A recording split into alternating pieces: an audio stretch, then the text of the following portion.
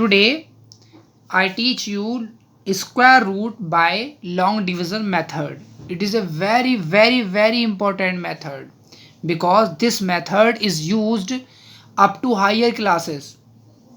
ठीक है ना, तो वो मेथड जहाँ पर फेल हो जाता था आपका प्राइम फैक्टराइजेशन मेथड, वहाँ लॉन्ग डिवीजन मेथड के थ्रू आप किसी भी नंबर का, किसी भी, चाहे उसका एग्जैक्ट अंडर रूट आता है या नहीं आता, उस नंबर का आप अंडर रूट फाइंड कर सकते हैं इस मेथड के थ्रू.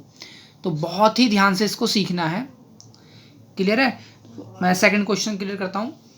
तो सबसे पहले हम इस फॉर्म में इसको टेबल फॉर्म में लिख देंगे. क्लियर? First step.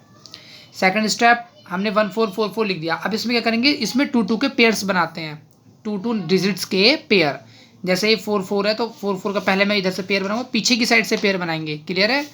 इसमें पेयर्स बनाएंगे पीछे की साइड से और ये आगे की साइड से. ठीक है ना? पहले पीछे से 2 का पेयर बनाएंगे. अगर यहाँ पे आगे एक ही डिजिट रहेगा तो एक रहने देंगे, और अगर 2 है तो 2 के पेयर बना लेंगे. क्लियर है? अब हम देखते हैं 14 से कम किसका परफेक्ट स्क्वायर है. इस 14 से कम किसका परफेक्ट स्क्वायर है? 3 3 जार 9, 4 4 जा 16 ज़्यादा हो जाएगा तो 4 4 16 नहीं लेंगे, 3 3 जा 9 लेंगे. 9 आ गया यहाँ पर. अब इस 3 को 3 टाइम्स लिखना है. देखो 1 2 3, जिसकी मल्टीप्लाई करेंगे उसको 3 टाइम लिखेंगे, 1 2 एंड 3.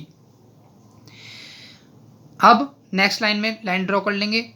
यहाँ पर 3 + 3 करेंगे 6, ये अभी नहीं लिखेंगे. ठीक है ना? 6 लिख दिया. 14 - 9 कर देंगे. 14 - 9 इक्वल टू आ गया 5. अब जब ऊपर से हमने पेयर बनाए थे, जब नीचे नोट डाउन करेंगे तो नीचे नोट डाउन करेंगे, पेयर को ही नोट डाउन करेंगे. तो 44 नीचे हमने नोट डाउन कर लिया. अब यहाँ हमें एक ऐसे नंबर का सिलेक्शन करना है जो यहाँ भी आए वो सेम नंबर और नीचे भी सेम ही नंबर आए. जो नंबर यहाँ आना है वही नंबर यहाँ आना है. ठीक है ना? हम अपनी मर्जी से कैलकुलेट करके देखना है यहाँ पर क्या आएगा. तो देखो इसके एंड में क्या है, 4 है. तो आपने रूल्स स्टडी किए थे कि किसके एंड में 4 होता है, किसके स्क्वायर के. तो जो 8 का स्क्वायर होता है, 8 8 जा 64, 8 के स्क्वायर की यूनिट प्लेस डिजिट जो होती है वो 4 होती है.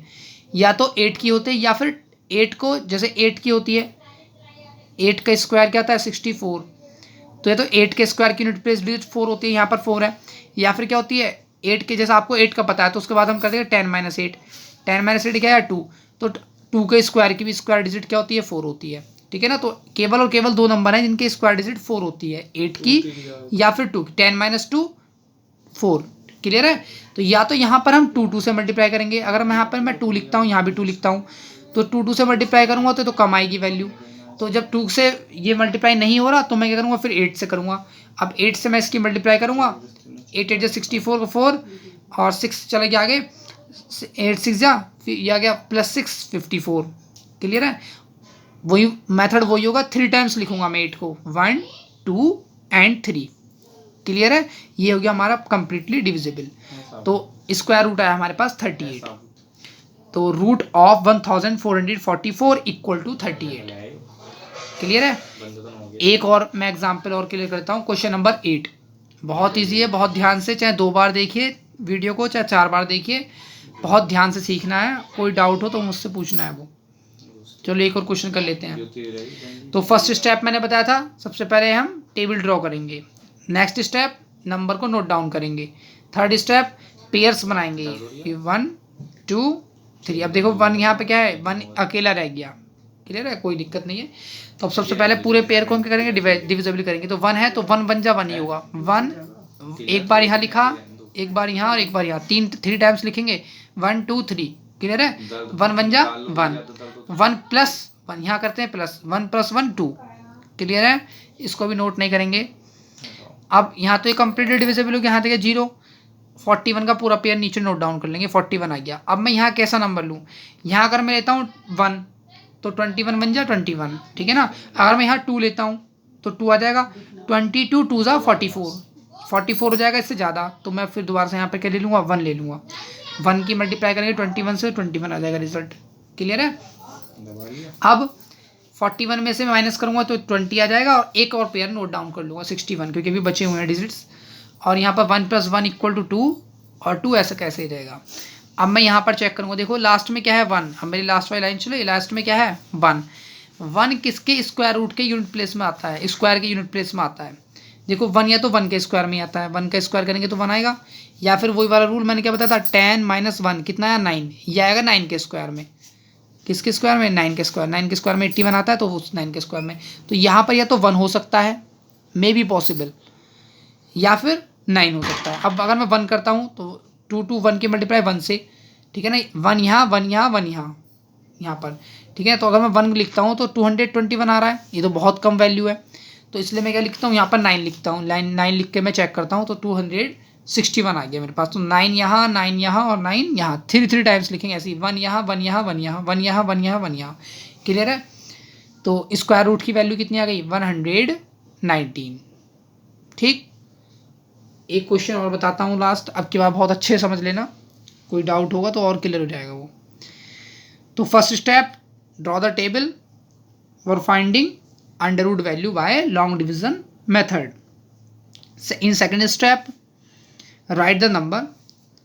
Third step, make the pairs of the number. तो पेयर हम पीछे से बनाएंगे हमेशा, 56, 79 और 1, क्लियर है। फिर 1 बन जा 1, क्योंकि यहाँ 1 आ रहा है, इससे ज़्यादा नहीं होना चाहिए नंबर, स्क्वायर लेंगे, 1 बन जा 1, 1 यहाँ 1 यहाँ 1 यहाँ, क्लियर है। अब 79 को नोट डाउन कर लेंगे, 1 + 1 2, ये प्लस करके आता है, 1 + 1 2। अब हमें यहाँ एक नंबर चूज़ करना है कि वो नंबर चूज़ करें कि यहाँ पर भी इससे डिविजिबल हो जाए। तो इसके एंड में क्या आ रहा है, ये 3 3 जा, अगर मैं 3 3 जा करता हूँ, 3 3 जा 9 और 3 2 जा 6, 69 आ गया।